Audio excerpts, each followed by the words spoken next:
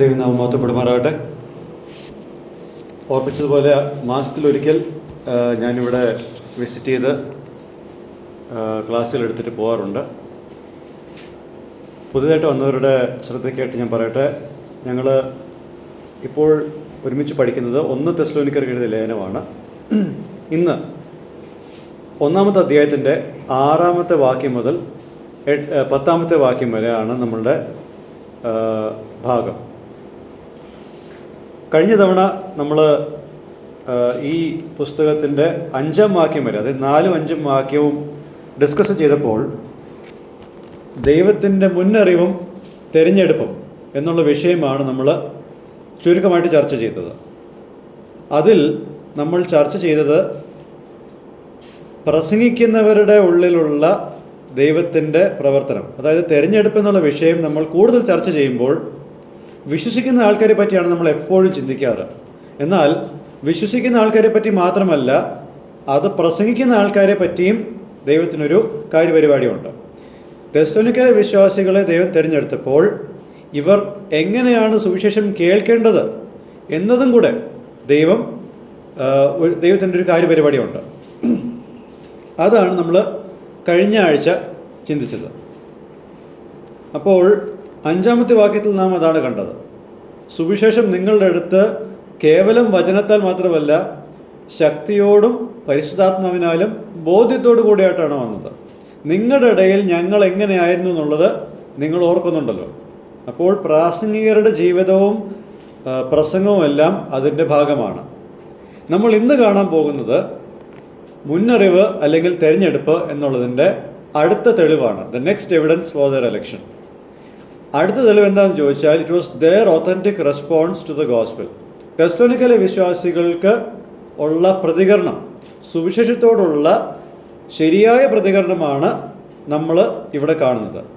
ഇവിടെ നമ്മൾ ഇതിനോടുള്ള ബന്ധത്തിൽ 4 കാര്യങ്ങളാണ് ഇവിടെ കാണുന്നത്. അതിൽ 1-ാമത്തെ കാര്യം, they received the word of the missionaries. ഈ മിഷണറിമാരുടെ വചനം ഇവർ കൈക്കൊണ്ടു. ഈ മിഷണറിമാരെ തെസ്സലോനിക്കയ്ക്ക് നടത്തിയ പരിശുദ്ധാത്മാവ് തന്നെ ഈ വിശ്വാസികളുടെ മനസ്സിലും പ്രവർത്തിച്ചിരുന്നു. ഓക്കെ, അങ്ങനെയുള്ളൊരു പ്രവർത്തനം നിമിത്തം ഇവർക്ക് ചില കാര്യങ്ങൾ ബോധ്യമായി. അതായത് നമുക്ക് 9-ാമത്തെ വാക്യം ഒന്ന് നോക്കാം. 9-ാമത്തെ വാക്യം ആരെന്ന് വായിക്കാം. ഞങ്ങൾക്ക് നിങ്ങളുടെ അടുക്കൽ എങ്ങനെയുള്ള പ്രവേശനം സാധിച്ചു എന്നും ജീവനുള്ള സത്യദൈവത്തെ സേവിപ്പാനും അവൻ മരിച്ചവരുടെ ഇടയിൽ നിന്ന് ഉയർപ്പിച്ച തൻ്റെ പുത്രനും വരുവാനുള്ള കോപത്തിൽ നിന്ന് നമ്മെ വിടുവിക്കുന്നവനുമായ യേശു സ്വർഗത്തിൽ നിന്ന് വരുന്നത് കാത്തിരിപ്പാനും നിങ്ങൾ വിഗ്രഹങ്ങളെ വിട്ട് ദൈവത്തിങ്കിലേക്ക് എങ്ങനെ തിരിഞ്ഞു വന്നു എന്നും അവർ തന്നെ പറയുന്നു. ഓക്കെ, പരിശുദ്ധാത്മാവ് ഇവരുടെ മനസ്സിൽ വ്യാപരിച്ചതിൻ്റെ ഭാഗമായിട്ട് വിഗ്രഹാരാധനയുടെ വ്യർത്ഥതയെ പറ്റിയും യഹോവയാണ് ഏകസത്യ ദൈവം എന്നുള്ളതും മരിച്ചവരിൽ നിന്നും യേശു ഉയർത്തെഴുന്നേറ്റ് വന്നു എന്നുള്ള യാഥാർത്ഥ്യവും തന്നിൽ വിശ്വസിക്കുന്നവരെ വരുവാനുള്ള കോപത്തിൽ നിന്നും യേശു രക്ഷിക്കുന്നു എന്നുള്ളതും ദൈവത്തിൽ നിന്നും വിട്ടുനിൽക്കുന്നവരുടെ മേൽ ഒരു ദൈവകോപമുണ്ടെന്നുള്ളതും ദൈവത്തോട് ഒരു വ്യക്തി അടുത്ത് ജീവിക്കണമെങ്കിൽ യേശുവിൻ്റെ നീതി ആ വ്യക്തിയിൽ ഉണ്ടാവണമെന്നുള്ള ഈ വക കാര്യങ്ങളുടെ ഒരു ബോധ്യം ഈ വിശ്വാസികൾക്ക് പരിശുദ്ധാത്മാവ് നൽകി. ഈ സത്യങ്ങളെപ്പറ്റി ഈ മിഷണറിമാർക്ക് തന്നെ ബോധ്യമുണ്ട്. മിഷണറിമാർക്കുള്ള ഈ ബോധ്യം കേൾവിക്കാരിലും പരിശുദ്ധാത്മാവ് ഉളവാക്കി. ഓക്കെ, ആ ഉളവാക്കുന്ന കാര്യത്തിൽ അവർക്കും ഒരു ബോധ്യത വന്നു. അപ്പോൾ ഈ ഒരു പ്രവർത്തനം, അതായത് പരിശുദ്ധാത്മാവിൻ്റെ ഈ ഒരു പ്രവർത്തനത്തിൽ ചില നാച്ചുറൽ ഔട്ട്കംസ് ഉണ്ട്. എന്താണ് ആ നാച്ചുറൽ ഔട്ട്കംസ്? ഇങ്ങനെ പരിശുദ്ധാത്മാവ് ഇവരുടെ ഇടയിൽ പ്രവർത്തിക്കുമ്പോൾ നാച്ചുറലായിട്ട് വരുന്ന 2 കാര്യങ്ങളാണ്. ഒന്ന്, റിപ്പൻറ്റൻസ്, മാനസാന്തരം. വിഗ്രഹങ്ങളുടെ വ്യർത്ഥതയെപ്പറ്റി മനസ്സിലാക്കിയ ശേഷം അവരതിൽ തുടരാതെ അവരെങ്ങോട്ടാണ് തിരിയുന്നത്? ജീവനുള്ള സത്യദൈവത്തിലേക്ക് അവർ തിരിഞ്ഞു. അവർ അതുവരെ മുറുകെ പിടിച്ചിരുന്ന ആ വ്യർത്ഥമായ ജീവനില്ലാത്ത അവസ്ഥ, അവർ മുറുകെ പിടിച്ച എല്ലാ ഭോഷ്കുകളും എല്ലാം അതിനെപ്പറ്റി ബോധ്യം വന്നതിന് ശേഷം തെറ്റായ വിഗ്രഹങ്ങളുടെ ഉള്ള വാസം വിട്ട് അവർ ദൈവത്തിലേക്ക് വന്നു. അവരാ തെറ്റായ വഴികളിൽ തുടർന്നില്ല. അതാണ് മാനസാന്തരം കൊണ്ട് ഉദ്ദേശിക്കുന്നത്. 2, വിശ്വാസം. സുവിശേഷ സത്യത്തിൽ അടങ്ങിയിരിക്കുന്ന അനിഷേധ്യമായിട്ടുള്ള കാര്യങ്ങളെ പറ്റിയുള്ള ബോധ്യം വന്നതിന് ശേഷം, അതായത് നമ്മളുടെ പാപത്തിന് പരിഹാരമായിട്ട് പകരക്കാരനായിട്ട് മരിച്ച യേശുവിൻ്റെ സത്യാവസ്ഥയും യേശു മരിച്ചവരിൽ നിന്നും ഉയർത്തെഴുന്നേറ്റതിലൂടെ പാപത്തെയും മരണത്തെയും തോൽപ്പിക്കുന്നതും വരുവാനുള്ള കോപത്തിൽ നിന്ന് നമ്മളെ രക്ഷിക്കുന്നവനാണ് യേശു എന്നുള്ളതും താൻ ദൈവമാണെന്നുള്ള കാര്യവും ഇതെല്ലാം ഇവർക്ക് മനസ്സിലാക്കിയ ശേഷം ഇവർ യേശുവിൻ്റെ അടുക്കിലേക്ക് വരുന്നത് പൂർണ്ണ ഹൃദയത്തോടുള്ള വിശ്വാസവും ആശ്രയവും വെച്ചിട്ടാണ്. They come to Jesus with a response of a wholehearted trust and dependence. ഇവരുടെ വിശ്വാസത്തിൻ്റെ ജെനുവിൻനെസ്, യാഥാർത്ഥ്യം എങ്ങനെയാണ് കാണുന്നത്? വരുവാനുള്ള യേശുവിന് വേണ്ടിയിട്ടുള്ള കാത്തിരിപ്പ് ഇവർ തുടങ്ങി. They wait for Jesus who will come again. ചുരുക്കത്തിൽ പറഞ്ഞാൽ ഇവരുടെ വിശ്വാസം, അതായത് യേശുവിൻ്റെ ആദ്യത്തെ വരവിൽ നടത്തിയ കാര്യങ്ങളിലുള്ള ഇവരുടെ വിശ്വാസം, അത് നയിക്കുന്നത് എങ്ങോട്ടാണെന്നറിയാമോ? യേശുവിൻ്റെ 2ാം വരവിൻ്റെ സത്യത്തിൻ്റെ വെളിച്ചത്തിൽ നടക്കുക എന്നുള്ളതിലാണ്. ഇവർ 1ാമത്തെ വരവിൻ്റെ കാര്യത്തിൽ വിശ്വസിച്ചു എന്നുള്ളത് കാണുന്നവർക്ക് എങ്ങനെ മനസ്സിലാവുന്നത്? യേശു 2ാമത് വരുന്നു എന്നുള്ള കാര്യത്തിൻ്റെ വെളിച്ചത്തിൽ ജീവിക്കുന്നതിലൂടെയാണ്. അതാണ് 1ാമത്തെ കാര്യം. അപ്പോൾ നമ്മൾ ഇതുവരെ ഡിസ്കസ് ചെയ്തത് ഈ മിഷണറിമാരുടെ വാക്കുകൾ ഇവർ കൈക്കൊണ്ടു. 2, വാക്കുകൾ മാത്രമല്ല, ഈ മിഷണറിമാരുടെ ജീവിതത്തെ ഇവർ മാതൃകയായിട്ട് സ്വീകരിച്ചു. They received the example of the missionaries. See, ഇവിടെ ഞാൻ പറയാൻ ആഗ്രഹിക്കുന്നത്, Paul is not asking the Thessalonians to keep the missionaries on par with the Lord. പൗലോസ് ഇവിടെ എന്താ പറയുക, ഇവരെ കർത്താവിനോട് തുല്യരായിട്ട് കാണണമെന്ന് ഒരിക്കലും പൗലോസ് ഇവിടെ ഡിമാൻഡ് ചെയ്യുന്നില്ല. സി 6ാമത്തെ വാക്യം ഒന്ന് വായിച്ചേ. ബഹുകഷ്ടം സഹിക്കേണ്ടി വന്നിട്ടും നിങ്ങൾ പരിശുദ്ധാത്മാവിന്റെ സന്തോഷത്തോടെ വചനം കൈക്കൊണ്ടു ഞങ്ങൾക്കും കർത്താവിനും അനുകാരികളായി തീർന്നു. ഞങ്ങൾക്കും കർത്താവിനും അനുകാരികളായി തീർന്നു എന്ന് പറയുമ്പോൾ പൗലോസ് ഇവിടെ ഇത് പറയുന്നില്ല, നിങ്ങൾ കർത്താവിനെ അനുകരിക്കുന്നത് പോലെ നിങ്ങൾ അതേപോലെ തന്നെ ഞങ്ങളെ അനുകരിക്കണം എന്ന് പറയുന്നില്ല. നേരെ മറിച്ച് ദേ ഡിസ്പ്ലേഡ്, ഈ തെസ്സലോനിക്കയിലെ വിശ്വാസികൾ നിത്യജീവനിലേക്കായിട്ടുള്ള തെരഞ്ഞെടുപ്പിനെ അനുകരിച്ചു. They displayed the reality of election unto eternal life by imitating the life of their Savior. അവരുടെ രക്ഷകന്റെ ജീവിതത്തെ മാതൃകയാക്കി അനുകരിച്ചതിലൂടെ അവർ നിത്യജീവനിലേക്കുള്ള അവരുടെ ഈ തെരഞ്ഞെടുപ്പിനെ പ്രകടമാക്കി. അതാണ് ഇവിടെ നമ്മൾ കാണുന്നത്. അതുപോലെ തന്നെ ഈ മിഷണറിമാർ എപ്രകാരം ക്രിസ്തുവിനെ അനുഗമിച്ചോ അല്ലെങ്കിൽ അനുകരിച്ചോ അതേ രീതിയിൽ ഇവർ ഈ മിഷണറിമാരെ അനുകരിക്കുന്നു. അല്ലാതെ ഇവർ ചെയ്യുന്നത് എല്ലാം അനുകരിച്ചു എന്നുള്ളതല്ല. പൗലോസും കൂട്ടരും ക്രിസ്തുവിനെയൊക്കെ എങ്ങനെയാണോ അനുകരിക്കുന്നത് അതുപോലെ അവർ ഇവരെ അനുകരിച്ചു. ഇതാണ് പൗലോസ് മറ്റ് ഭാഗങ്ങളിലും പറയുന്നത്. 1 കൊരിന്ത്യർ 11 1ാമത്തെ വാക്യത്തിൽ, B imitators of me as I imitate Christ. ഞാൻ ക്രിസ്തുവിനെ അനുകരിക്കുന്നത് പോലെ നിങ്ങൾ എന്നെ അനുകരിക്കുവിൻ എന്ന് പറയുമ്പോൾ അത് ഇവിടെയും നമ്മൾ കാണുന്നുണ്ട്. So in what way did the Thessalonians imitate Paul and company as they imitated and were faithful to the Lord? ഇവർ പൗലോസിനെയും അതുപോലെ തന്നെ കർത്താവിനെയും അനുകരിച്ചു എന്ന് പറയുമ്പോൾ അത് എങ്ങനെയായിരുന്നു ഇവരെ അനുകരിച്ചത്? ഇവിടെ 2 കാര്യങ്ങൾ ഞാൻ പറയാം. 1, they received the word in much affliction. വളരെ ക്ലേശങ്ങളുടെ നടുവിൽ അവർ വചനത്തെ സ്വീകരിച്ചു. നമുക്ക് 2ാമത്തെ അധ്യായത്തിൻ്റെ 1ാമത്തെ വാക്യവും 2ാമത്തെ വാക്യം ഒന്ന് വായിക്കാം. സഹോദരന്മാരെ, ഞങ്ങൾ നിങ്ങളുടെ അടുക്കൽ വന്നത് വ്യർത്ഥമായില്ല എന്ന് നിങ്ങൾ തന്നെ അറിയുമല്ലോ. നിങ്ങൾ അറിയും പോലെ ഞങ്ങൾ ഫിലിപ്പിയിൽ വെച്ച് കഷ്ടവും അപമാനവും അനുഭവിച്ചിട്ടും വലിയ പോരാട്ടത്തോടെ ദൈവത്തിന്റെ സുവിശേഷം നിങ്ങളോട് പ്രസംഗിപ്പാൻ ഞങ്ങളുടെ ദൈവത്തിൽ ധൈര്യപ്പെട്ടിരുന്നു. ഓക്കെ, ഈ 2:1-2 കാണുന്ന വസ്തുത 1-ാമത്തെ അധ്യായത്തിൻ്റെ 6-ാമത്തെ വാക്യത്തിലും നമ്മൾ കാണുന്നുണ്ട്. അതും ഒന്നുകൂടെ നമുക്ക് വായിക്കാം. 1-ാമത്തെ അധ്യായത്തിൻ്റെ 6-ാമത്തെ വാക്യം. ബഹുകഷ്ടം സഹിക്കേണ്ടി വന്നിട്ടും നിങ്ങൾ പരിശുദ്ധാത്മാവിന്റെ സന്തോഷത്തോടെ വചനം കൈക്കൊണ്ടു ഞങ്ങൾക്കും കർത്താവിനും അനുകാരികളായി തീർന്നു. ഓക്കെ, 2-ാമത്തെ അധ്യായത്തിൻ്റെ 1-ാമത്തെ വാക്യത്തിൽ നാം 1-2 നാം കാണുന്നത് പോലെ ഫിലിപ്പിയിൽ വെച്ച് ഒരുപാട് ശാരീരികമായിട്ടുള്ള പീഡനങ്ങൾ പൗലോസിനും ശീലാസിനും സുവിശേഷം നിമിത്തം അനുഭവിക്കേണ്ടി വന്നു. അതോടൊപ്പം തന്നെ അവർ തെസ്സലോനിക്കയിലേക്ക് ചെന്നപ്പോഴും യഹൂദന്മാരുടെ കയ്യിൽ നിന്നും ഒരുപാട് തിക്ത അനുഭവങ്ങൾ അവർക്ക് ഉണ്ടായി. പിന്നീട് നമ്മൾ അപ്പോസ്തല പ്രവൃത്തി 17:5-9 വരെ നമ്മൾ വായിക്കുമ്പോൾ മനസ്സിലാവുന്നത്, ഈ യഹൂദന്മാർ ക്രിസ്തീയ വിശ്വാസത്തോടുള്ള വെറുപ്പ്, ആ വെറുപ്പ് കാരണം അവർ ഇവരെ മാത്രമല്ല, അതായത് പൗലോസിനെയും കൂട്ടുകാരെയും മാത്രമല്ല, തെസ്സലോനിക്കയിലെ വിശ്വാസികളെ പോലും ആക്രമിക്കുന്ന ഒരു സ്ഥിതി വരെയായി. ഈ കഷ്ടങ്ങളുടെ കാര്യത്തെ പറ്റി ഒന്നുകൂടെ 2-ാമത്തെ അധ്യായത്തിൽ 14-ാമത്തെ വാക്യത്തിൽ നമ്മൾ കാണുന്നുണ്ട്. അതും കൂടെ വായിക്കാം. 2:14. സഹോദരന്മാരെ, യഹൂദിയയിൽ ക്രിസ്തുയേശുവിലുള്ള ദൈവസഭകൾക്ക് നിങ്ങൾ അനുകാരികളായി തീർന്നു.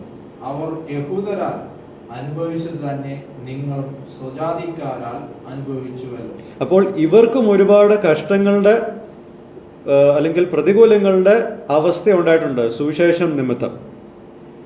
അപ്പോൾ ഇത്രത്തോളം സുവിശേഷ വിരോധികൾ, ഇത്രത്തോളം പീഡനകൾ ഇവർക്ക് ഇങ്ങനെ കൊടുത്തുകൊണ്ടിരിക്കുമ്പോൾ അതിൻ്റെ നടുവിൽ സുവിശേഷത്തെ മുറുകെ പിടിക്കുവാനും അതിനെ സ്വീകരിക്കാനും ഇവർക്ക് എങ്ങനെ കഴിഞ്ഞു? How could they receive the gospel in the midst of the opposition? ഉത്തരം ഇതാണ്. പൗലോസും കൂട്ടരും പ്രസംഗിച്ച എല്ലാ കാര്യത്തിൻ്റെയും സത്യാവസ്ഥ ഇവർക്ക് ബോധ്യമായതുകൊണ്ടാണ്. അതോടൊപ്പം തന്നെ പരിശുദ്ധാത്മാവിൻ്റെ സഹായം ഉണ്ടായിരുന്നത് കൊണ്ടാണ്. അതുകൊണ്ട് മാത്രമാണ് രണ്ടിനെയും കൂടി കമ്പയർ ചെയ്യുമ്പോൾ, അതായത് സുവിശേഷത്തെ ഒരു വശത്ത്, അതിന് പ്രകാരം വരുന്ന കഷ്ടങ്ങൾ മറുവശത്ത്, ഇത് രണ്ടിനെയും കൂടി കമ്പയർ ചെയ്യുമ്പോൾ കഷ്ടങ്ങൾ താൽക്കാലികവും സുവിശേഷം നിത്യം ആണെന്നുള്ള ബോധ്യത്തിൽ ഇവർക്കിത് വിശ്വസിക്കുവാനും ഇവർക്കിതിനെ മുറുകെ പിടിക്കുവാനും കഴിഞ്ഞു. ഓക്കെ, ഇത് തന്നെയാണ് പൗലോസും കൂട്ടരും അവരുടെ ശുശ്രൂഷയിലും തുടർന്നത്. പൗലോസിൻ്റെയും കൂട്ടരുടെയും മിഷണറി യാത്രകൾ വളരെ എളുപ്പമായിരുന്നു എന്നൊക്കെ നമുക്ക് തോന്നുന്നുണ്ടോ? ഇല്ല, ഒരിക്കലും എളുപ്പമല്ല. എന്നിട്ടും അവർ അതിനെ തരണം ചെയ്ത് മുന്നോട്ട് പോയി. അതിനൊരു ബോധ്യമുണ്ട്, പ്രസംഗിക്കുന്നവരിലൊരു ബോധ്യമുണ്ട്, അതുകൊണ്ട് തന്നെ കേൾക്കുന്നവരിലും ഈ ബോധ്യമുണ്ട്. ലൈഫ് ത്രെറ്റനിങ് ആയിട്ടുള്ള ഒരുപാട് സാഹചര്യങ്ങൾ ഉണ്ടായിട്ട് പോലും പ്രസംഗിക്കുന്ന പൗലോസും കൂട്ടരും മുന്നോട്ട് പോയി. അവരെ അതിനെ പ്രേരിപ്പിച്ച അതേ പരിശുദ്ധാത്മാവ് തന്നെ ഇവരിലും പ്രവർത്തിച്ചതുകൊണ്ട് അത്തരം സാഹചര്യങ്ങൾ ഇവർക്ക് വന്നപ്പോഴും ഇവരും മുന്നോട്ട് പോകുന്നു. See, they could see eternal glory big enough to disregard temporal oppositions. താൽക്കാലികമായിട്ടുള്ള ഈ എതിർപ്പുകളെ തരണം ചെയ്യുവാൻ അവർക്ക് സഹായകരമായത് ഭാവിയിലുള്ള മഹത്വത്തെ അവർ മുൻകണ്ടതുകൊണ്ടാണ്. അതാണ് ഒന്നാമത്തെ കാര്യം. ഇവിടെയാണ് അവർ പൗലോസിനെയും ശീലാസിനെയും അനുകരിച്ചത്. 2, they received the word with the joy of the Holy Spirit. 6-ാമത്തെ വാക്യത്തിൽ നമ്മൾ അതാണ് കാണുന്നത്. പരിശുദ്ധാത്മാവ് നൽകിയ സന്തോഷം നിമിത്തം അവർ വചനത്തെ കൈക്കൊണ്ടു. മിഷണറിമാരുടെ ജീവിതത്തെയും ശുശ്രൂഷകളെയും നയിച്ച പരിശുദ്ധാത്മാവ് ഇവരിലും പ്രവർത്തിച്ചതിലൂടെ അവർക്കത് സാധ്യമായി. പരിശുദ്ധാത്മാവ് എങ്ങനെയാണ് ഇവരുടെ ഇടയിൽ പ്രവർത്തിച്ചത്? പാപത്തെപ്പറ്റിയും നീതിയെപ്പറ്റിയും ന്യായവിധിയെപ്പറ്റിയും ബോധം വരുത്തിക്കൊണ്ട് ആണ് പരിശുദ്ധാത്മാവ് പ്രവർത്തിക്കുന്നത്. അപ്പോൾ ഇവരുടെ പാപ സ്വഭാവത്തെപ്പറ്റിയും ഉള്ള ബോധ്യം അവർക്ക് ലഭ്യമായതുകൊണ്ട് അത് നിമിത്തം അവർ ക്രിസ്തുവിലേക്ക് അവരുടെ നിത്യതയുടെ ഒരു സങ്കേതം എന്ന നിലയിൽ നോക്കുവാനും അഭയം പ്രാപിക്കുവാനും അവർക്ക് ഇടയായിത്തീർന്നു. അങ്ങനെ ക്രിസ്തുവിലേക്ക് അഭയം പ്രാപിക്കുമ്പോൾ അത് സന്തോഷത്തോടു കൂടിയിട്ടാണ് അവർ ചെയ്യുന്നത്, അല്ലാതെ പരാതിപ്പെട്ടുകൊണ്ടല്ല. ഓക്കെ, മറ്റ് വിഗ്രഹങ്ങളെ ത്യജിച്ച് ഈ ദൈവത്തെ സ്വീകരിക്കുന്നത് സന്തോഷത്തോടു കൂടിയിട്ടാണ്, അല്ലാതെ കരഞ്ഞുകൊണ്ടല്ല. അവർ ഈ കഷ്ടതകളുടെ നടുവിൽ സഹിഷ്ണുതയോട് കൂടിയിട്ട് മുന്നേറുന്നതും സന്തോഷത്തോടെയാണ്. അവർ പൗലോസിനെയും കൂട്ടരെയും സ്വീകരിച്ചതും സന്തോഷത്തോടെയാണ്. അപ്പോൾ ഇതെല്ലാ കാര്യത്തിലും പരിശുദ്ധാത്മാവ് ഉളവാക്കുന്ന സന്തോഷമുണ്ട്. അതാണ് രണ്ടാമത്തെ കാര്യം. അപ്പോൾ ഇതുവരെ നമ്മൾ കണ്ടത് വചനത്തെ കൈക്കൊണ്ടു, മിഷണറിമാരുടെ മാതൃകകളെ കൈക്കൊണ്ടു. ഇനി നമ്മൾ കാണാൻ പോകുന്നത് ഇവർ മറ്റ് വിശ്വാസികൾക്ക് ഒരു ജീവിക്കുന്ന മാതൃകയായി. They became a living example to other believers. നമുക്ക് 7-ാമത്തെ വാക്യം ഒന്ന് വായിക്കാം. 1-ന്റെ. അങ്ങനെ നിങ്ങൾ മക്കെദോന്യയിലും അഖായയിലും വിശ്വസിക്കുന്നവർക്ക് എല്ലാവർക്കും മാതൃകയായി തീരുന്നു. യെസ്. അപ്പോൾ എപ്രകാരമാണ് തെസ്സലോനിക്കയിലെ വിശ്വാസികൾ പൗലോസിനെയും കൂട്ടരെയും അവർ സംസാരിച്ചിരുന്ന സന്ദേശത്തെയും സ്വീകരിച്ചത്, അത് മക്കദോനിയയിൽ, അതായത് ഫിലിപ്പി, തെസ്സലോനിക്ക, ബെറിയ, അഥൻസ് എന്നീ 4 സ്ഥലങ്ങളിലും അഖായയിലും, അതായത് കൊരിന്തിലും ഒരു മാതൃകയായി. സമയത്തിൻ്റെ ഒരു ക്രമം നമ്മൾ നോക്കിയാൽ ഫിലിപ്പിയ സഭ മാറ്റി നിർത്തിയാൽ ബാക്കി എല്ലാ സഭകളും വന്നിരിക്കുന്നത് തെസ്സലോനിക്കയിലെ വിശ്വാസികൾ ഉണ്ടായതിനു ശേഷമാണ്. അപ്പോൾ ഫിലിപ്പിയിലെ സഭകളുടെ കാര്യം ഒന്ന് എടുത്തു നോക്കിയാൽ പൗലോസും കൂട്ടരും അവിടുന്ന് പോകുമ്പോൾ കുറച്ച് വിശ്വാസികളെ അവിടെ ഉള്ളൂ. എന്നാൽ മുൻ നിയമിച്ച തെസ്സലോനിക്ക വിശ്വാസികളുടെ ജീവിതത്തിൽ വന്ന രൂപാന്തരം ബാക്കിയുള്ളവർക്കൊരു മാതൃകയാണ്. അതായത് ക്രിസ്തീയ വിശ്വാസം എങ്ങനെയുള്ളതായിരിക്കണം, ക്രിസ്ത്യാനികൾ എങ്ങനെയുള്ളവരായിരിക്കണം എന്നുള്ളതിൻ്റെ ഒരു നേർക്കാഴ്ച ഫിലിപ്പിയിലെ വിശ്വാസികൾക്ക് പോലും ഇവരെ കണ്ടാണ് മനസ്സിലാവുന്നത്.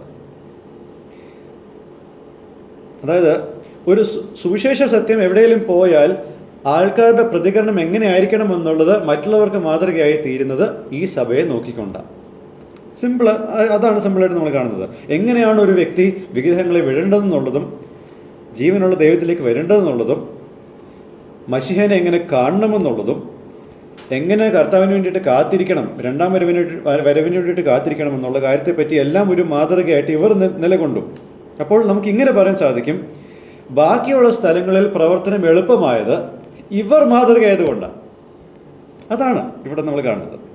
ഓക്കെ, നമുക്ക് 8, 9, 10 വാക്യങ്ങൾ ഒന്നുകൂടെ വായിക്കാം. നിങ്ങളുടെ അടുക്കൽ നിന്ന് കർത്താവിന്റെ വചനം മുഴുങ്ങിച്ചെന്നത് മക്കദോനിയയിലും അഖായയിലും മാത്രമല്ല, എല്ലാവരും നിങ്ങൾക്ക് ദൈവത്തിലുള്ള വിശ്വാസം പ്രസിദ്ധമായിരിക്കുന്നു. അതുകൊണ്ട് ഞങ്ങൾ ഒന്നും പറയുവാൻ ആവശ്യമില്ല.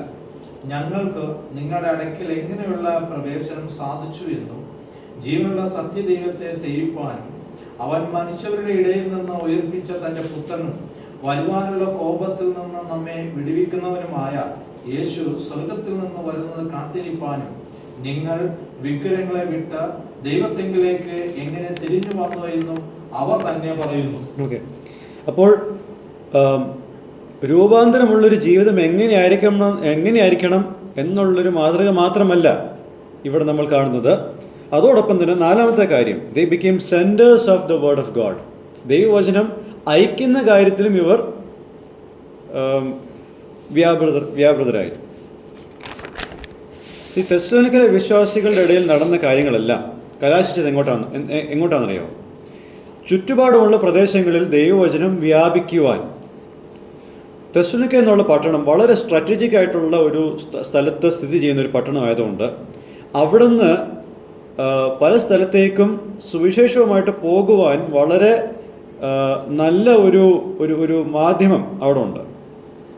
ഓക്കെ, അപ്പോൾ ഇവിടെ നമ്മൾ കാണുന്നത് രക്ഷ ആവശ്യമുള്ള നഷ്ടപ്പെട്ടു പോകുന്ന ആത്മാക്കളിൽ അല്ലെങ്കിൽ ആത്മാക്കളെ ഓർക്കുമ്പോൾ ഉണ്ടാകുന്ന ഒരു പാഷൻ, ആ പാഷനാണ് പരിശുദ്ധാത്മാവ് ഇവരുടെ ഉള്ളിൽ ഉളവാക്കിയത്. He created a passion in them. എപ്രകാരം പൗലോസിനും കൂട്ടർക്കും മക്കദോന്യയിലെ വിളി കേട്ട് അവർ പുറപ്പെട്ടു, അതേ രീതിയിലുള്ള ഒരു ആത്മഭാരം ഈ വിശ്വാസികൾക്കും ഉണ്ടായി. അപ്പോൾ ഇവർക്കും കൂടെ അത് ഉണ്ടാകുമ്പോഴാണ് പൗലോസിൻ്റെ ഉത്തരവാദിത്വം കുറച്ചുകൂടെ ഈസി ആകുന്നത്. ഓക്കെ, അപ്പോൾ ഇതുവരെ നമ്മൾ കണ്ട കാര്യങ്ങളൊന്ന് സമ്മറൈസ് ചെയ്ത് ഒരു 7 കാര്യങ്ങൾ ഞാൻ പറഞ്ഞ് നമുക്ക് ഇന്നത്തെ ഈ സെഷൻ അവസാനിപ്പിക്കാം. സോ 4-5 വാക്യങ്ങളിൽ പ്രസംഗിക്കുന്ന ആൾക്കാരുടെ വിശ്വസ്തതയെ സംബന്ധിച്ച് ഉള്ള കാര്യങ്ങൾ നമ്മൾ നേരത്തെ കേട്ടതാണ്. അതായത് തിരഞ്ഞെടുപ്പ് എന്നുള്ള വിഷയത്തിൽ അവരുടെ വിശ്വസ്തത ഇമ്പോർട്ടൻ്റ് ആണ്. കേൾവിക്കാരുടെ കാര്യത്തിലുള്ള കാര്യങ്ങൾ ഞാൻ ഡിസ്കസ് ചെയ്താൽ ഒന്നുകൂടെ പറയാം. So first thing, election produces repentance that leads to life. ജീവനിലേക്ക് ഒതുങ്ങുന്ന ഒരു മാനസാന്തരമാണ് തിരഞ്ഞെടുപ്പ് ഉളവാക്കുന്നത്. മാനസാന്തരം എന്ന് പറയുമ്പോൾ ഞാൻ നേരത്തെ പറഞ്ഞതുപോലെ it's turning away from something that is sin. പാപം എന്നുള്ള കാര്യത്തിൽ നിന്നുമുള്ള ഒരു തിരിഞ്ഞുപോക്ക്, അല്ലെങ്കിൽ ഉപേക്ഷിച്ചിട്ട് തിരിഞ്ഞു പോകുന്ന കാര്യത്തെ പറ്റിയാണ് നമ്മളിവിടെ കാണുന്നത്. ഇത് ഇങ്ങനെയാണെന്നുള്ളതിന് 2 കാരണമുണ്ട്. There are 2 reasons. 1, the awareness of how much God hates and is angry towards sin. ദൈവം പാപത്തെ വെറുക്കുന്നു, അതിനെ കോപത്തോടു കൂടിയിട്ട് കാണുന്നു എന്നുള്ളത് കൊണ്ടാണ് മാനസാന്തരം ഉണ്ടാകുന്നത്. ഒരു പാപിക്ക് ഇപ്പോൾ പരിശുദ്ധാത്മാവിൻ്റെ പ്രവർത്തനം നിമിത്തം അറിയാം, പിതാവായ ദൈവം തൻ്റെ വിശുദ്ധ കോപത്തെ, അതായത് നമ്മുടെ പാപത്തോടുള്ള ബന്ധത്തിലുള്ള തൻ്റെ വിശുദ്ധ കോപത്തെ പ്രകടിപ്പിച്ചത് എങ്ങനെയാണ്? തൻ്റെ സ്വന്തം പുത്രനെ തകർത്ത് കളഞ്ഞു. എന്നാൽ അവനെ തകർത്ത് കളയുവാൻ യഹോവയ്ക്ക് ഇഷ്ടം തോന്നി. ഐസയ 53:9. അവനവന് കഷ്ടം വരുത്തി. അപ്പോൾ തൻ്റെ കൂടെ ഉണ്ടായിരുന്ന ആ നിത്യപുത്രനെ തകർത്ത് കളയണമായിരുന്നുവെങ്കിൽ അതിൻ്റെ പിന്നിൽ ഒരു വലിയ കാരണമുണ്ടാവണം. ആ കാരണമാണ് ഞാൻ ഈ പറഞ്ഞത്. നമ്മുടെ പാപത്തോടുള്ള ബന്ധത്തിലുള്ള ദൈവത്തിൻ്റെ സമീപനം ഇതാണ്. അപ്പോൾ ദൈവം ഇങ്ങനെയാണ് പാപത്തെ സമീപിക്കുന്നത് എന്നറിയുമ്പോൾ അവിടെ ഓട്ടോമാറ്റിക്കായിട്ട് മാനസാന്തരം വന്നിരിക്കും. 2, the reality of Jesus being the King and the impossibility of one wanting a relationship with this holy God who is incompatible with sin, along with cherishing sin at the same time. അതായത് യേശു രാജാവാണെന്നുള്ള യാഥാർത്ഥ്യത്തെ പറ്റിയുള്ള തിരിച്ചറിവ്, അതോടൊപ്പം തന്നെ പാപത്തോട് ഒരു ബന്ധമില്ലാത്ത ഈ പരിശുദ്ധനായ ദൈവത്തോട് ഒരു വ്യക്തിക്ക് ഒരു ബന്ധം ആഗ്രഹിക്കുന്നുണ്ടെങ്കിൽ ആ ബന്ധം ഒരിക്കലും പാപത്തെ ഹൃദയത്തിൽ മുറുകെ പിടിച്ചുകൊണ്ട് പറ്റത്തില്ലെന്നുള്ളതിന് തിരിച്ചറിവ്. ഇതെല്ലാം കൂടെ ചെയ്യുമ്പോഴാണ് മാനസാന്തരം ഫലവത്താകുന്നത്. ഇതാണ് repentance that leads to life. ജീവനിലേക്കുള്ള മാനസാന്തരത്തെ എങ്ങനെ നോക്കിക്കാണുന്നു അതിതാണ്. ഓക്കെ, അപ്പോൾ എലക്ഷൻ ഇതാണ് ഒന്നാമതായിട്ട് പ്രൊഡ്യൂസ് ചെയ്യുന്നത്. രണ്ടാമതായിട്ട് നിത്യജീവനിലേക്കായിട്ടുള്ള തിരഞ്ഞെടുപ്പ് സത്യമായ വിശ്വാസത്തെ ഉളവാക്കുന്നു. യേശുവിൻ്റെ ജീവിതത്തെ അനുഗമിക്കുന്ന അല്ലെങ്കിൽ അനുകരിക്കുന്ന ഒരു ജീവിതം ഉളവാക്കുന്നു. ഒരു വ്യക്തി രക്ഷിക്കപ്പെട്ടു അല്ലെങ്കിൽ ദൈവത്താൽ തിരഞ്ഞെടുക്കപ്പെട്ടു എന്നുള്ളതിൻ്റെ തെളിവ് എന്താണെന്ന് ചോദിച്ചാൽ ആ വ്യക്തിക്ക് ഈ യേശുവിലുള്ള വിശ്വാസം റിയൽ ആണ്. അത് പേരിനുള്ള ഒരു വിശ്വാസമല്ല, തോന്നിയ പോലെ ജീവിക്കുന്ന ഒരാളല്ല. യേശുവിനെ പോലെ ജീവിക്കാൻ ആഗ്രഹിക്കുന്ന ഒരാളിനെ നമ്മൾ ഇവിടെ കാണുന്നു. അതായത് ക്രിസ്തുവിൽ വിശ്വസിച്ച് അതിൻ്റെ റിസൾട്ടായിട്ട് യേശുവിനെ പോലെ ജീവിക്കാനുള്ള ഒരു ആഗ്രഹം ആരിൽ കാണുന്നു. ഞാനത് ഒന്നുകൂടെ അടിവരായിട്ട് പറയുന്നത് എന്തുകൊണ്ടാണെന്ന് വെച്ചാൽ പല ആൾക്കാരും ക്രിസ്തുവിനെ പോലെ ജീവിക്കാൻ ആഗ്രഹിക്കുന്നുണ്ട്, പക്ഷെ ക്രിസ്തുവിൽ വിശ്വസിക്കാൻ ആഗ്രഹിക്കുന്നില്ല. അതുകൊണ്ടാണ് ഞാനിത് അടിവരായിട്ട് പറയുന്നത്. ക്രിസ്തുവിൽ വിശ്വസിച്ചിട്ട് നിത്യജീവൻ പ്രാപിച്ച് അവനെ പോലെ ജീവിക്കുന്നവരെ ഒരാൾ കാണുന്നുണ്ടെങ്കിൽ എന്താണ് അതിൻ്റെ അർത്ഥം? That person is elected of God. ആ വ്യക്തിയെ ദൈവം മുൻ നിർണയിച്ച് വേർതിരിച്ചിട്ടുണ്ട് തനിക്കായിട്ട്. This genuine faith lasts for a lifetime. ഇത് ജീവിതകാലം മുഴുവൻ നിലനിൽക്കുന്ന ഒരു വിശ്വാസമാണ്, അല്ലാതെ കുറച്ച് നാളത്തേക്ക് കൈവശമാക്കിയിട്ട് പിന്നീട് ഉപേക്ഷിച്ചിട്ട് കളയുന്ന ഒരു വിശ്വാസമല്ല. മൂന്നാമതായിട്ട്, election produces endurance in faith in spite of the persecutions in account of faith. വിശ്വാസം നിമിത്തം വരുന്ന പീഡനങ്ങളുടെ മധ്യത്തിലും സ്ഥിരതയോടെ നിൽക്കുന്ന വിശ്വാസമാണ് മുന്നറിവ് അല്ലെങ്കിൽ തിരഞ്ഞെടുപ്പ് ഉളവാക്കുന്നത്. ഇതിനൊരു ഉദാഹരണം കർത്താവ് തന്നെ ആ വിതയ്ക്കുന്നവൻ്റെ ഉപമയിൽ പറഞ്ഞിട്ടുണ്ട്. നല്ല നിലത്തിൽ വീഴുന്ന ആ ഒരു വിത്ത് സൂര്യൻ വന്നാൽ പോലും അത് വളരും. സത്യം പറഞ്ഞാൽ പാറപ്പുറത്ത് വീണ വിത്തും നല്ല നിലത്ത് വീണ വിത്തും ഒരേ ക്വാളിറ്റി ഉള്ളതാണ്. പക്ഷേ പാറപ്പുറത്തുള്ള ആ വിത്ത് വളരാതിരിക്കുവാനും നല്ല നിലത്തുള്ള വിത്ത് വളരുവാനും കാരണമായത് ഒന്ന് തന്നെയാണ്: സൂര്യപ്രകാശം. കൃഷി ചെയ്യുന്ന എല്ലാവർക്കും അറിയാം, സൂര്യപ്രകാശം ഒരു വിത്തിൻ്റെ വളർച്ചയ്ക്ക് അനിവാര്യമാണ്. എന്നാൽ സൂര്യപ്രകാശം കിട്ടുന്ന ഒരു വിത്ത് അതെങ്ങനെ ഇല്ലാണ്ടാകുന്നു? അതിന് വേരില്ല. There is no root to it. അതുകൊണ്ടാണ് ഇവിടെ നമ്മൾ കാണുന്നത്. അപ്പോൾ ഒരു വ്യക്തി, അതായത് നിത്യജീവനിലേക്കായിട്ട് തിരഞ്ഞെടുക്കപ്പെട്ട ഒരു വ്യക്തി, ആ വ്യക്തി എല്ലാ പ്രതികൂലങ്ങളുടെ നടുവിലും സ്ഥിരതയോടെ മുന്നേറി പോകും. പകുതി വഴിക്ക് വിട്ടേച്ച് പോകുന്നില്ല. Without election no person can value the gospel above their temporal afflictions. മുന്നറിവ് അല്ലെങ്കിൽ മുൻനിർണയം എന്നുള്ളൊരു കാര്യം നമ്മൾ മാറ്റി നിർത്തിയാൽ ഒരു വ്യക്തിക്കും താൽക്കാലികമായിട്ടുള്ള ഈ പ്രതികൂലങ്ങളെക്കാൾ കൂടുതൽ പ്രാധാന്യം സുവിശേഷത്തിന് നൽകുവാൻ കഴിയത്തില്ല. പല ശോധനകളിൽ കൂടെ കടന്നുപോയി നമ്മൾ ഇന്ന് ഈ കർത്തൃമേശയുടെ മുമ്പിൽ ഇന്ന് ഇരിക്കുന്നുണ്ടെങ്കിൽ അതെന്തുകൊണ്ടാണ്? നമ്മൾക്ക് നമ്മുടെ ജീവിതത്തിൽ വിശ്വാസം സംബന്ധിച്ച് ഫേസ് ചെയ്യുന്ന അനേകം പ്രതികൂലങ്ങളുടെ അപ്പുറത്ത് നമ്മളൊരു ആത്മീക യാഥാർത്ഥ്യം കാണുന്നുണ്ട്. അതുകൊണ്ടാണ് നമ്മൾ ഇന്നും ഇത്രയും പ്രതികൂലങ്ങൾ ഉണ്ടായിട്ടും നമ്മൾ ഇന്ന് സ്ഥിരതയോടെ ക്രിസ്ത്യാനികളായിട്ട് തന്നെ തുടരുന്നത്. നാലാമതായിട്ട്, election is seen in the person's anticipation of Jesus coming back. ഒരു വ്യക്തി തിരഞ്ഞെടുക്കപ്പെട്ടിരിക്കുന്നു എന്നുള്ളതിൻ്റെ മറ്റൊരു തെളിവ് യേശു മടങ്ങി വരുന്നു എന്നുള്ളതിൻ്റെ ഒരു കാത്തിരിപ്പിലാണ് ആ വ്യക്തി ആയിരിക്കുന്നത്. എന്ന് വെച്ചാൽ യേശു എപ്പോൾ വേണമെങ്കിലും മടങ്ങി വരും എന്നുള്ളത് കൊണ്ട് വിശ്വസ്തനായിട്ടുള്ള ജ്ഞാനിയായിട്ടുള്ള ഒരു കാര്യവിചാരകനായിട്ട് ഈ സത്യത്തിനെ ചുറ്റിപ്പറ്റിയാണ് ജീവിതം തന്നെ മുന്നോട്ട് കൊണ്ടുപോകുന്നത്. അബ്രഹാമും ഇസ്ഹാക്കും യാക്കോബും എന്തുകൊണ്ടാണ് ദൈവം അവർക്ക് വാഗ്ദത്തമായിട്ട് കൊടുത്ത ദേശത്തിൽ കൂടാരമടിച്ച് താമസിച്ചത്? അവിടെ താമസിച്ചപ്പോൾ അവർക്ക് ബോധ്യമായ മറ്റൊരു കാര്യമുണ്ട്. അതായത് ഇതൊന്നുമല്ല ദൈവം തന്നെ ശില്പിയായിട്ട് നിർമ്മിക്കുന്ന പട്ടണം അവർ കാത്തിരുന്നപ്പോൾ ഇതവർക്ക് താൽക്കാലികമായിട്ട് തോന്നി. അതുകൊണ്ട് കനാനിലെ ദേശത്തിനോടും അതിനെ ചുറ്റിപ്പറ്റിയുള്ള സമ്പത്തിനോടും അവർക്ക് അറ്റാച്ച്മെൻ്റ് ഇല്ല. അതാണ് കർത്താവിൻ്റെ രണ്ടാം വരവിൻ്റെ കാര്യത്തിൽ വെളിച്ചത്തിൽ നിൽക്കുന്ന ഏതൊരു വ്യക്തിയുടെയും ലൈഫ് സ്റ്റൈൽ. നമ്മളെല്ലാ കാര്യങ്ങളും ഉപയോഗിക്കും, പക്ഷേ അതിനോട് ഹൃദയം കൊണ്ടൊരു അറ്റാച്ച്മെൻറ്റ് ഉണ്ടാവില്ല. അതാണ് തിരഞ്ഞെടുക്കപ്പെട്ട ഒരു വ്യക്തിയിൽ കാണുന്ന മറ്റൊരു കാര്യം. He's a wise and a faithful steward.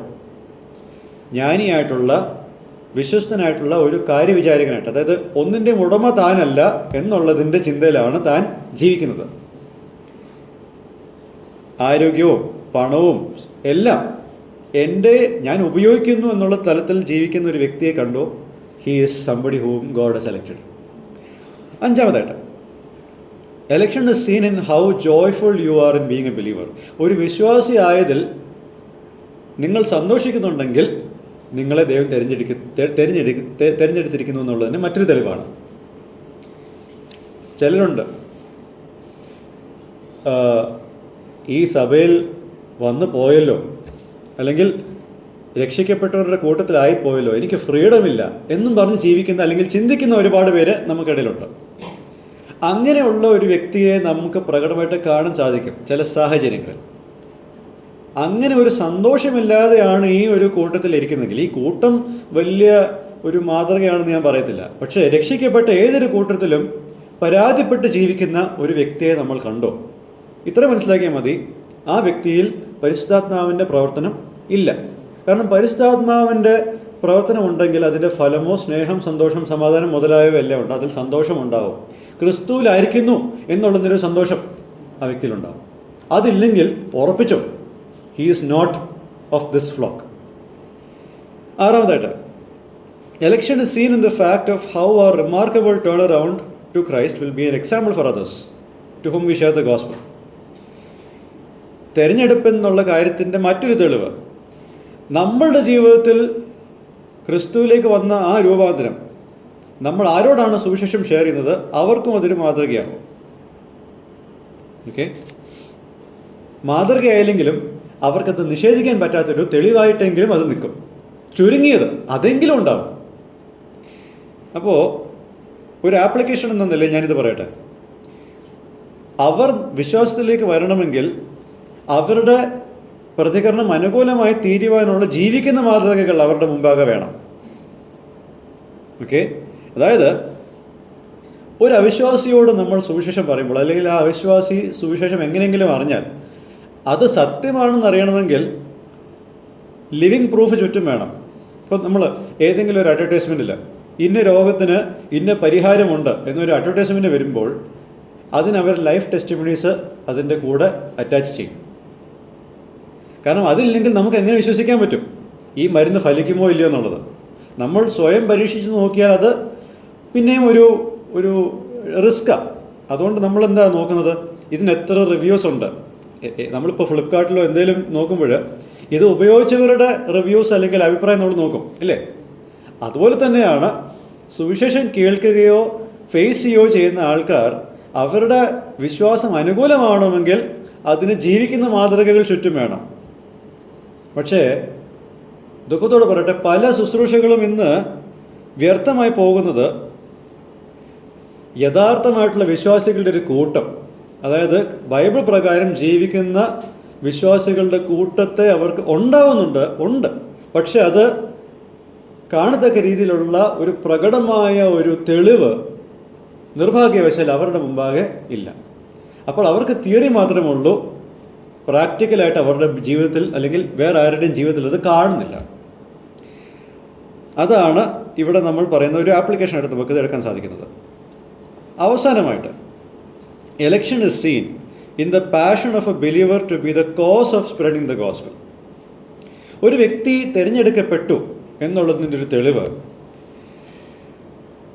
ആ വ്യക്തി സുവിശേഷം വ്യാപിക്കുവാനായിട്ടൊരു കാരണമായി മാറുന്നു എന്നുള്ളതാണ്. എന്ന് വെച്ചാൽ an elect would desire to see God's kingdom coming on earth. ദൈവത്തിൻ്റെ രാജ്യം ഭൂമിയിലായി വരണം എന്നുള്ളൊരു ആഗ്രഹത്തിൽ ഇരിക്കുന്ന ഒരാളായിരിക്കും ഒരു തിരഞ്ഞെടുക്കപ്പെട്ട വ്യക്തി. അപ്പോൾ ഞാൻ ഈ 7 കൂട്ടം കാര്യങ്ങൾ പറഞ്ഞു. ഇനിയിപ്പോൾ നിങ്ങൾ ചിന്തിക്കുന്നുണ്ടാവും, ഈ 7 കൂട്ടത്തിൽ ചിലത് നമ്മുടെ ജീവിതത്തിലില്ല എങ്കിൽ ദൈവം എന്നെ തിരഞ്ഞെടുത്തിട്ടുണ്ടോ എന്നുള്ള ഒരു ആശയക്കുഴപ്പം ചിലപ്പോൾ വന്നു എന്ന് വരാം. പക്ഷെ ഞാൻ നിങ്ങളോട് പറയുന്നത്, കൂടുതൽ ഇതിനെപ്പറ്റി തല പോക്കേണ്ട കാര്യമില്ല. നിങ്ങൾക്ക് ഇപ്പോൾ എന്താണ് അറിയുന്നത്, അതായത് യേശുവിനെ പറ്റി എന്ത് നിങ്ങൾക്കറിയാം, യേശു ലോകത്തിൽ എന്ത് ചെയ്യാനാണ് വന്നത്, അതിനെപ്പറ്റി നിങ്ങൾ എന്ത് പ്രതികരണമാണ് ചെയ്യുന്നത്? നമ്മളുടെ പാപത്തിന് പരിഹാരമായിട്ട് മരിക്കുകയും അടക്കപ്പെടുകയും ഉയർത്തെഴുന്നേൽക്കുകയും നമ്മളെ പാപത്തിൽ നിന്നും രക്ഷിക്കുവാനായിട്ടാണ് യേശു വന്നത് എന്നുള്ള ഈ സത്യം നിങ്ങൾക്ക് ബോധ്യമുണ്ടെങ്കിൽ അതിനോട് നിങ്ങൾ എങ്ങനെയാണ് പ്രതികരിക്കുന്നത്? അറിയുന്ന കാര്യത്തിൽ നിങ്ങളുടെ പ്രതികരണം അത് മതി. അല്ലെങ്കിൽ ഒരു ക്വസ്റ്റ്യൻ ഞാൻ പറഞ്ഞു നിർത്താം. Do you love Jesus or do you want to hate Jesus in order to love your sin? ഇത്രയുള്ള കാര്യം. ഒരു ചോദ്യം ഞാൻ നിങ്ങളുടെ മുമ്പാകെ ഇടുന്നു. നിങ്ങൾ യേശുവിനെ സ്നേഹിക്കാൻ ആഗ്രഹിക്കുന്നുണ്ടോ, അതോ നിങ്ങളുടെ പാപത്തെ സ്നേഹിക്കാൻ വേണ്ടിയിട്ട് നിങ്ങൾ യേശുവിനെ തിരസ്കരിക്കുന്നു? This issue is all boiling down to this one question. ഈ പറഞ്ഞ ഡിസ്കഷൻ അവസാനിപ്പിക്കുന്നത് ഈ ഒരു ചോദ്യത്തിലായിരിക്കും. നിങ്ങൾ യേശുവിനെ എന്താണ് ചെയ്യുന്നത്? നിങ്ങൾ അവനെ സ്നേഹിക്കുന്നതോ തിരസ്കരിക്കുന്നോ? That's all what you have to decide. അത് തീരുമാനിക്കും നിങ്ങൾ എവിടെയാണ് നിൽക്കുന്നത് എന്നുള്ളത്. സോ ഒന്നാമത്തെ അധ്യായം നമ്മൾ ഇവിടെ പൂർത്തീകരിച്ചിരിക്കുന്നു. ദൈവം വെച്ചാൽ അടുത്ത തവണ രണ്ടാമത്തെ അധ്യായത്തിൻ്റെ 1 മുതൽ 5 വരെയുള്ള ഭാഗങ്ങൾ നമുക്ക് ചിന്തിക്കാം. ദൈവം നമ്മളെ സഹായിക്കട്ടെ. ദൈവം നാമം മഹത്വപ്പെടുമാറാകട്ടെ.